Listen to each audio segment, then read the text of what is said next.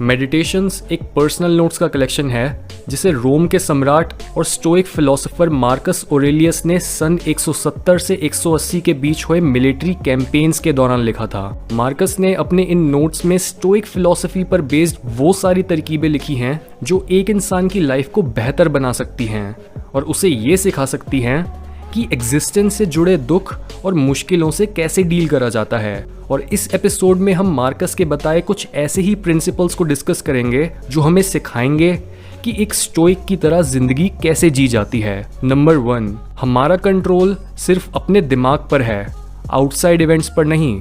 ये इस बुक का सेंट्रल थीम है जो हमें सिखाता है कि किस तरह से हम हर सिचुएशन की पर्सनल रिस्पॉन्सिबिलिटी ले सकते हैं, ये डिसाइड करके कि हमने उस पर कैसे रिएक्ट करना है।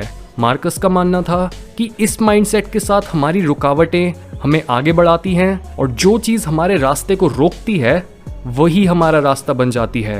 पर अगर आप अपने दिमाग में सिर्फ नेगेटिव थॉट्स रखते हो तो आपकी परसेप्शन भी वैसी ही शेप ले लेती है और इस नेगेटिविटी के चंगुल से बाहर निकलने के लिए कई लोग वेकेशंस पर जाते हैं। पर मार्कस के हिसाब से ये अप्रोच काफ़ी अनफिलोसॉफिकल है, क्योंकि अपने नेगेटिव थॉट्स या एक नेगेटिव एनवायरनमेंट से ब्रेक लेने के लिए जिस जगह पर जाने की आपको सबसे ज़्यादा ज़रूरत है वो है आपका डीपेस्ट पार्ट, जहां आपको वो कंट्रोल मिल सकता है जो बाहरी दुनिया में पॉसिबल नहीं है। और ये कंट्रोल आपको अपनी किस्मत की रिस्पॉन्सिबिलिटी लेना सिखाता है, यानी आपके साथ चाहे अच्छा हो या बुरा, दोनों की वजह आप ही हो। साइकोलॉजी में इस कॉन्सेप्ट को बोलते हैं internal locus of control. Number 2, एक मिनिमलिस्ट लाइफ जियो। एक एम्पायर के रूलर होने के बाद भी मार्कस ऑरेलियस ने कभी भी अपने ऊपर घमंड नहीं करा।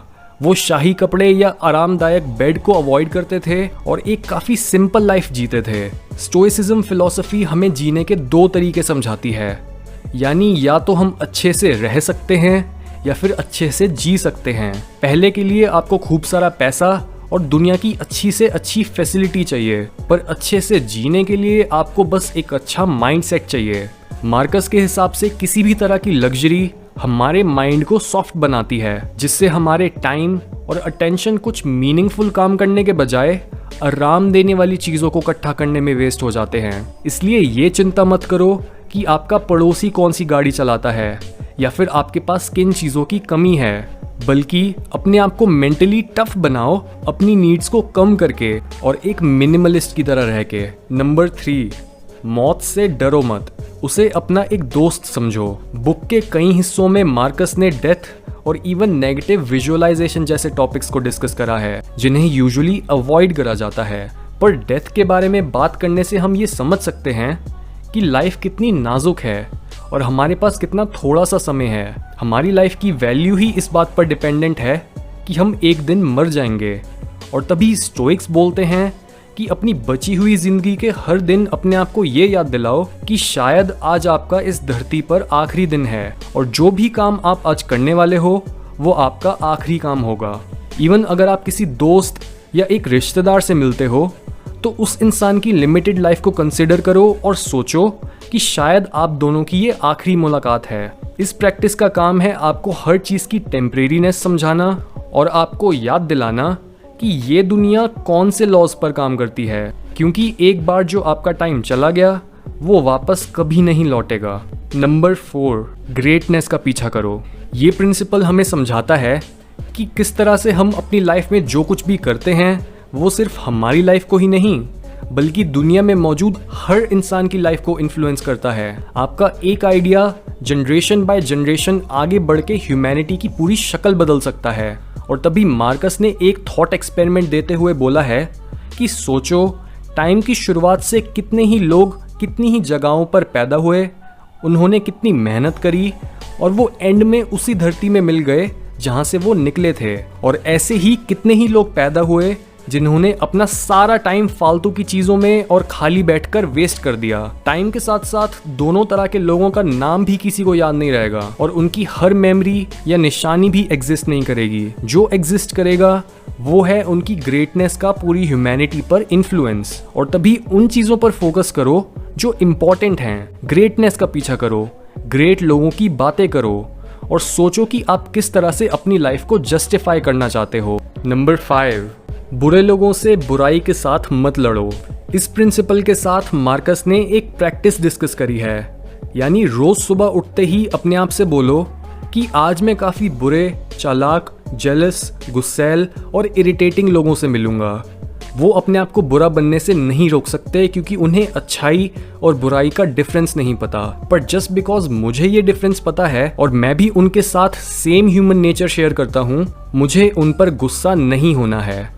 किसी को भी गुस्से में हेट करना नेचर के लॉज के खिलाफ है, क्योंकि हम इंसान एक दूसरे के साथ कोऑपरेट करके काम करने के लिए बने हैं। बुरे लोगों से डील करने की ये स्ट्रेटेजी हमें दोबारा से स्टोइसिज्म का कोर प्रिंसिपल याद दिलाती है, यानी आउटसाइड इवेंट्स में चाहे कितनी भी केओस चलती रहे, आपने अपने अंदर के ऑर्डर को हर समय मेंटेन करे रखना है। नंबर 6, चेंज नॉर्मल है। एक स्टोइक के लिए कोई भी लॉस, जैसे एक कीमती चीज का खोना या फिर एक प्यार करने वाले की मौत, असल में लॉस नहीं बल्कि एक चेंज होता है, और चेंज नेचर का बेसिक रूल है जिसके साथ हर इंसान को फेमिलियर होना चाहिए। अगर आप अपने आसपास देखो तो आपको समझ आएगा कि हर चीज या एक्टिविटी एक चेंज का ही रिजल्ट है। दुनिया को चेंज से ज्यादा कुछ नहीं पसंद। पुरानी चीजों को रीअरेंज करा जाता है नई चीजें बनाने के लिए, जिसकी वजह से आपके आसपास मौजूद कोई भी चीज अपनी फाइनल फॉर्म में नहीं है। और तभी हर अनएक्सपेक्टेड चीज को पहले से ही एक्सपेक्ट कर लो,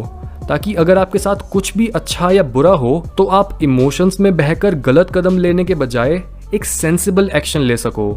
मार्कस का बोलना है कि एक इंसान के साथ कभी भी कुछ ऐसा नहीं हो सकता जिसे वो सह नहीं सकता। नंबर 7, कभी भी अपने आप को एक विक्टिम की तरह ट्रीट मत करो, क्योंकि जो कहानी आप अपने आप को सुनाते हो उसमें आप या तो एक हीरो बन सकते हो या फिर एक लूजर। और जब भी कोई इंसान अपने आप को एक विक्टिम समझने लगता है तो उसका माइंडसेट भी एक लूजर वाला ही बन जाता है। इसलिए अगर आप अपनी लाइफ का एक्सपीरियंस चेंज करना चाहते हो तो पहले अपना ओपिनियन चेंज करो और अपनी किस्मत का ब्लेम दूसरों पर डालना बंद करो। इवन अगर आपके साथ किसी ने कुछ बुरा करा है पर आपका माइंडसेट और कैरेक्टर सही दिशा में है, तब आपके अंदर उस बुरी सिचुएशन से बाहर निकलने के लिए मोटिवेशन भी होगी और अपनी ताकत का एहसास भी।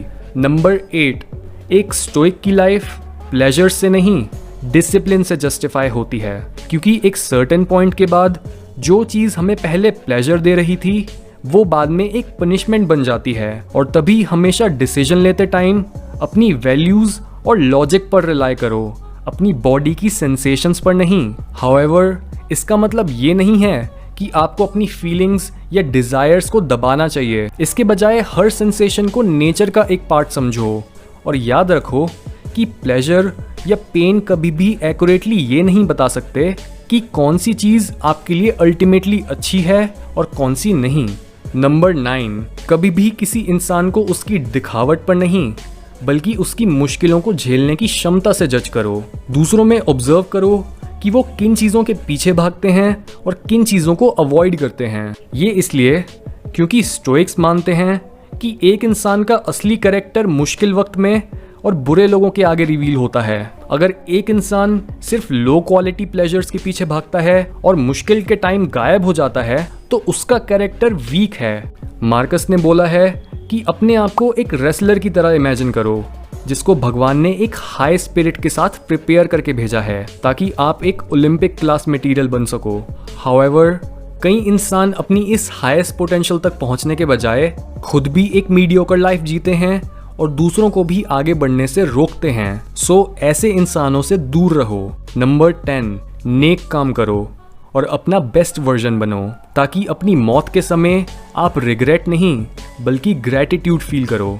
दुनिया में सबसे डरावनी चीज़ है अपनी मौत के टाइम उन कामों को रिग्रेट करना जो आपने कभी करे ही नहीं, और सैडली ये फिनोमिनन काफ़ी कॉमन है। मार्कस का बोलना है कि बहुत से लोग ऐसे हैं जो एक कड़वाहट के साथ मरते हैं ये याद करते हुए कि उन्होंने कौन सी चीज़ें नहीं सीखी, कौन सी बुक्स नहीं पढ़ी, लोगों की मदद नहीं करी या फिर अपनी पोटेंशियल वेस्ट कर दी। इसलिए आलस छोड़ो और अपने हर मोमेंट को प्रोडक्टिव बनाओ। हर अच्छा काम करने के बाद दूसरों को उसके बारे में मत बताओ बल्कि उसे अपनी ड्यूटी समझो, ताकि आप जब अपने डेथ बेड पर लेटे हो तब आप निराशा या गुस्से के साथ नहीं बल्कि इस सेटिस्फेक्शन के साथ इस दुनिया को छोड़ोगे कि आपने अपने इंसान होने के दर्जे को सही तरह से यूज करा।